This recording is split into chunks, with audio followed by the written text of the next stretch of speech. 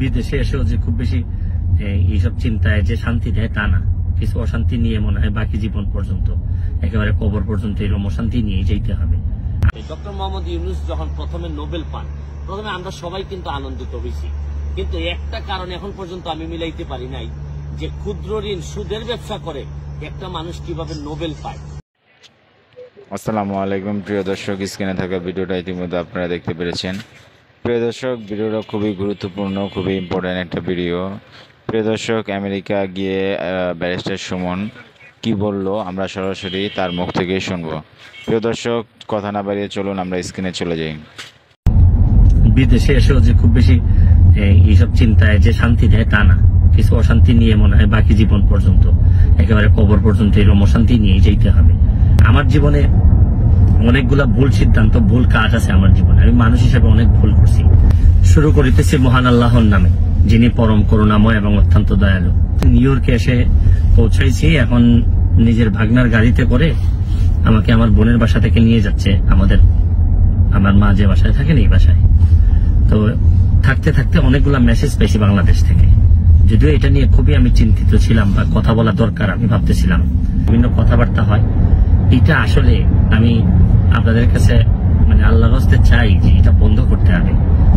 এটা যদি বন্ধ না করেন, অনেক মানুষের অনেক নির্যাতন হয়, অনেক কষ্ট হয়। এইসব যন্ত্রণা আপনাদেরও, আমি প্রায় হয়তো এইভাবে যন্ত্রণা আপনাদেরকে দিতে হবে, আপনাদেরও নিতে হবে, আর আপনাদের যন্ত্রণাও আমি নিব। ভালো থাকবেন, সুস্থ থাকবেন। ডক্টর মোহাম্মদ ইউনূস যখন প্রথমে নোবেল পান, প্রথমে আমরা সবাই কিন্তু আনন্দিত হয়েছি, কিন্তু একটা কারণ এখন পর্যন্ত আমি মিলাইতে পারি নাই, যে ক্ষুদ্র ঋণ সুদের ব্যবসা করে একটা মানুষ কিভাবে নোবেল পায়। এবং আপনি আরেকটা জিনিস বাংলাদেশের বিবেচনায় আপনাদেরকে বলতে চাই, ক্ষুদ্র ঋণের ব্যবসা করে ব্যবসাতে ঋণ নিয়ে কেউ বৃহৎ হয়েছে আমার জানা নাই, অথচ ডক্টর মোহাম্মদ ইউনূসের মতো লোকরা ক্ষুদ্র ঋণের ব্যবসা করে এত বড় হয়ে গেছেন যে হিলারি ক্লিন্টনের মতো লোকের নির্বাচনী প্রচারণায় তারা টাকা পর্যন্ত তারা ব্যয় করতেছেন বাংলাদেশে থেকে। বাংলাদেশের মানুষের টাকা উনি হিলারি ক্লিন্টনের এই নির্বাচনী প্রচারণায় দিচ্ছেন, এবং এটার ফলও কিন্তু উনি পাচ্ছেন। দেখেন, এখন উনি 175 জন বিশ্ব নেতা নাকি বলছেন যে ইউনূস সাহেবের বিরুদ্ধে যে মামলা, এই মামলা স্থগিত করতে হবে। আমার জীবনে আমি কোনোদিন দেখি নাই যে অন্য দেশের একটা আইনি ব্যবস্থায় কোনো মামলা হইলে এটা স্থগিতের কোনো আবেদন জানানো যায়। সর্বোচ্চ আমরা কি করি, আমরা বলি যে অবশ্যই যেন তাকে ন্যায় বিচার নিশ্চিত করা হয়, বা আমাদের যদি কারো আগ্রহ থাকে আমরা নিজেরা এসে, হিলারি ক্লিন্টন ওনারা কিন্তু নিজেরা এসে এখানে মামলা পরিচালনা করতে পারতেন। কিন্তু আমি পৃথিবীতে কোনো এইরকম সভ্য ব্যবস্থায়, সমাজ ব্যবস্থায়, গণতান্ত্রিক প্রক্রিয়ায় কোনোদিন আমি দেখি নাই যে কেউ আইসা আগেই বলে যে এই বিচার প্রক্রিয়া স্থগিত করতে হবে।